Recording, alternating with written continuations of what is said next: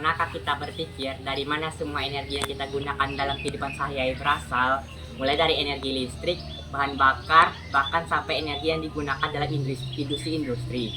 Itu semua berasal dari sumber energi. Sebelum itu, perkenalkan, nama saya Alvin Mahendra. Di sini saya berdiri untuk membahas tentang sumber energi. Apa sih itu sumber energi?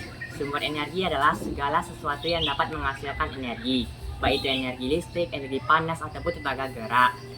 Sumber energi sendiri sangat penting bagi kehidupan, dikarenakan tanpa sumber energi kita tidak dapat beraktivitas dengan semestinya. Kita tidak dapat membayangkan hidup tanpa penerangan, energi listrik, ataupun bahan bakar. Mungkin kita akan kembali ke masa lalu. Teman-teman, sumber energi sendiri terbagi menjadi dua, yaitu sumber energi terbarukan dan sumber energi tidak terbarukan. Mari kita bahas bersama-sama. Yang pertama yaitu sumber energi terbarukan.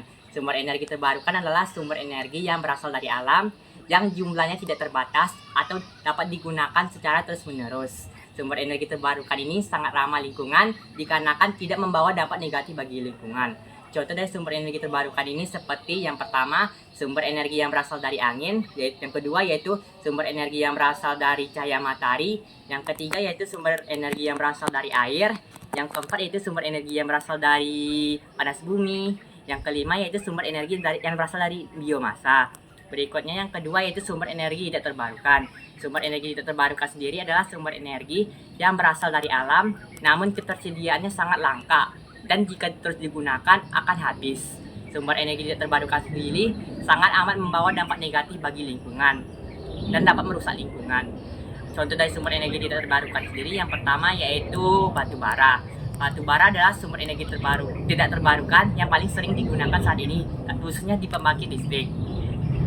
Batu bara sendiri terbentuk dari sisa endapan tumbuhan yang berasal dari ribuan tahun dahulu. Yang kedua yaitu minyak bumi. Minyak bumi adalah sumber energi yang paling umum digunakan saat ini. Minyak bumi sendiri terbentuk dari sisa-sisa organisme, khususnya di laut, yang terpendam di dalam tanah, lalu diambil untuk digunakan dalam membangkit listrik. Berikutnya yang ketiga yaitu gas alam. Gas alam sendiri adalah sumber energi tidak terbarukan yang paling sering digunakan saat ini sebagai alternatif dari minyak bumi dan batu bara. Minyak bumi dan batu bara sama seperti minyak bumi dan batu bara, gas alam sendiri juga terbentuk dari sisa-sisa organisme-organisme makhluk hidup dan tumbuhan-tumbuhan yang terendam di dalam tanah. Yang keempat yaitu uranium. Uranium adalah sumber energi yang berasal dari mineral-mineral yang digunakan dalam pembangkit listrik tenaga nuklir. Itulah contoh-contoh dari sumber energi terbarukan dan sumber energi tidak terbarukan. Dan teman-teman, hampir seluruh sumber energi yang kita gunakan saat ini berasal dari sumber energi tidak terbarukan atau energi fosil. Namun seperti yang kita ketahui bersama, sumber energi fosil membawa dampak negatif bagi lingkungan. Lantas, apa sih dampak yang ditimbulkan dari penggunaan energi fosil yang dapat kita rasakan di kehidupan sehari-hari? Dampak yang dapat kita rasakan di kehidupan sehari-hari seperti yang pertama, pencemaran udara.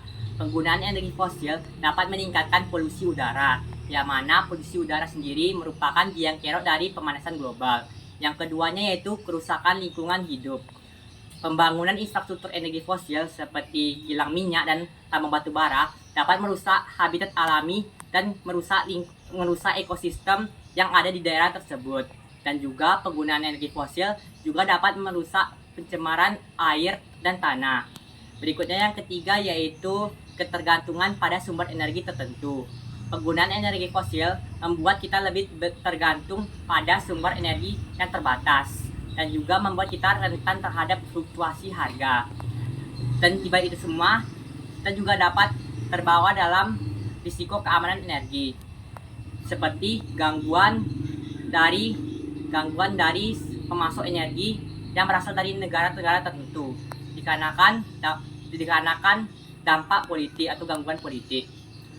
Dan itulah contoh-contoh dari dampak-dampak energi fosil, energi tidak terbarukan atau energi fosil. Dan di balik itu semua, kita masih memiliki solusi yang dapat kita lakukan untuk mengurangi dampak dari energi fosil. Oke, apa sih solusi yang dapat kita lakukan untuk mengurangi dampak dari sumber energi yang berasal dari bahan bakar fosil? Solusi yang dapat kita lakukan seperti yang pertama, menggunakan energi terbarukan seperti tenaga surya, angin, air. Itu semua adalah sumber energi yang ramah lingkungan dan sehat.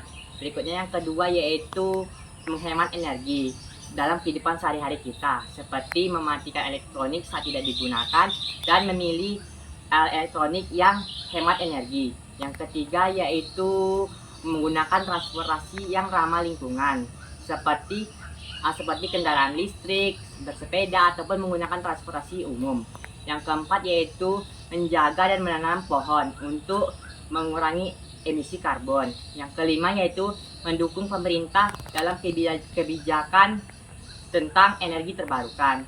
Itulah cara-cara yang dapat kita lakukan sebagai masyarakat.